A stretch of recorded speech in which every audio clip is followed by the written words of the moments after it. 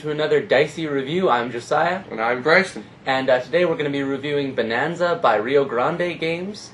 Yeah, this is a really cool little card game. The goal is just to collect beans. Yeah, it's for 2 to 7 players, and it actually works really well with 2 players, which often isn't the case in games where it can work with 2 to a high amount. And then it's for a 13 plus age group. Yeah, so it's a pretty well-rounded game.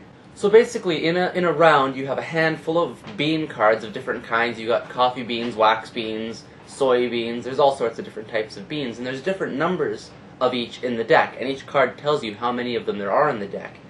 And on each turn, you take the card that's at the top of your hand, and you place it, and basically you plant it in your bean field, and you have 2 fields in front of you.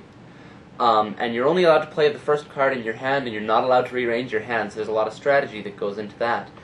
And basically you're trying to collect as many of the same type of bean and plant them in your bean field as you can.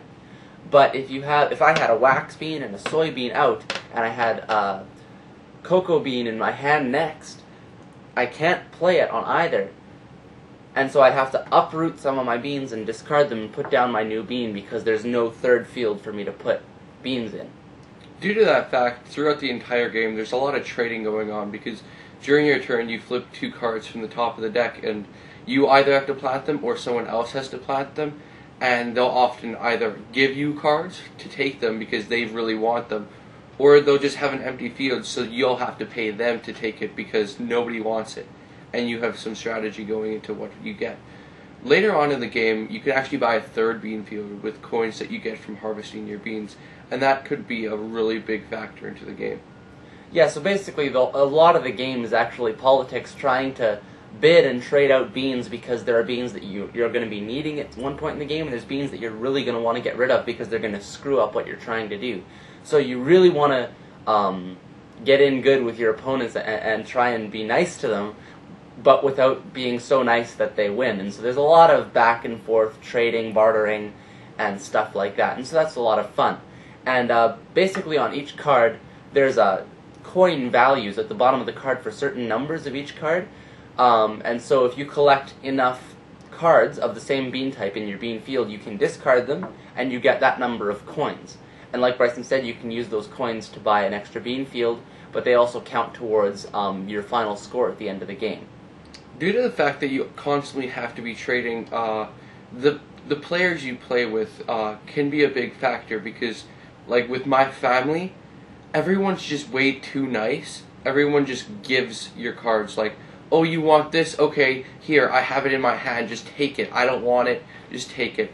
And by the end, everyone just has like 30 coins, which isn't exactly how you're supposed to play, and it just makes it into more of a, okay, let's be nice to each other so we're not mad at each other type of game, which can get annoying. But on the other hand, we also have a friend who basically just is mean to everyone for the sake of it. Usually doesn't win, but causes a lot of trouble for everyone else. Yeah. And that can be funny, but it does kind of wreck the game a little bit. But if you have a lot of people who get together and just want to try and win as best they can while playing both sides of the field, as it were, then it can be a lot of fun. Yeah, so I guess we can get on to the review part of the video. Yeah.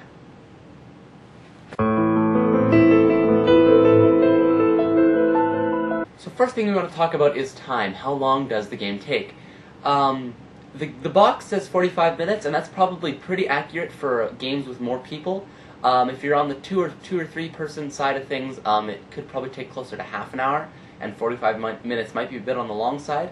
But 45 minutes is pretty accurate, although you could actually make the game longer by just going through the deck again, because the game only ends once you've gone through the deck a certain number of times.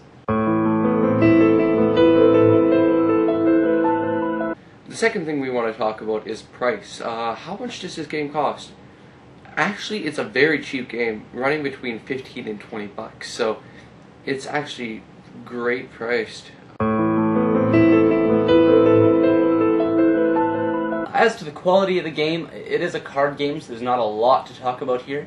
But the cards are quite nice. They're not as thick as maybe I'd like, but they're nicer than average, and so, yeah, the quality is decent. It's not going to get wrecked as long as you're careful with it.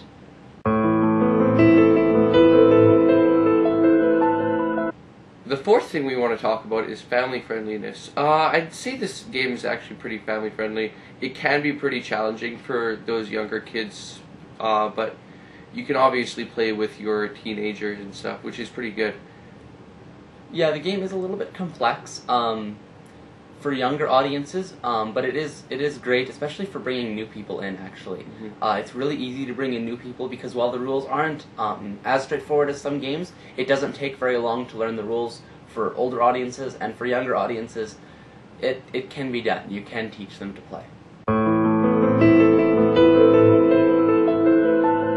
We also want to mention replay value. This game has actually a lot of replay value. It's very simple, but it's always fun to play, and with different people and different strategies and just trying to outthink each other. I think it just has lots of replay value. We also want to mention that there are a couple of expansion packs. Most of them are in German, but there are a few in English. But they seem to be very difficult to find, so we don't really have much to say on that front. But if you're interested, you could definitely look into that for yourselves. Yeah, due to the fact that your hand can never change throughout the game, and the fact that you just pick up random cards, that it does add a lot of replay value because of the fact that it's so random. You'll never have the same game going more than once. Of course, you do have your favorite beans that you typically get from your first or second game in, but after that, it's pretty much just random, so it has a great replay value due to that. Yeah. So overall, this game seems really fun, and yeah, every time I've played it, we've had a great time, and it's not the most complex game, so you do eventually just get bored of it, but it does have replay value due to the randomness, but I'm going to give it like a 7.5 beans out of 10. Yeah, I'm also going to give it, I'm a 7 beans out of 10. Yeah, it's a great party game. I love the fact that you can bring new people into it without too much difficulty. It does disappoint me a little that you have to rely so much on the people you're playing with, but it's still a fun game. Yeah, just 7 beans out of 10. Yeah, so that's it for this review. I hope you enjoyed it. Please comment below and subscribe, and just tell us what you want to watch next. So, until next time, see ya.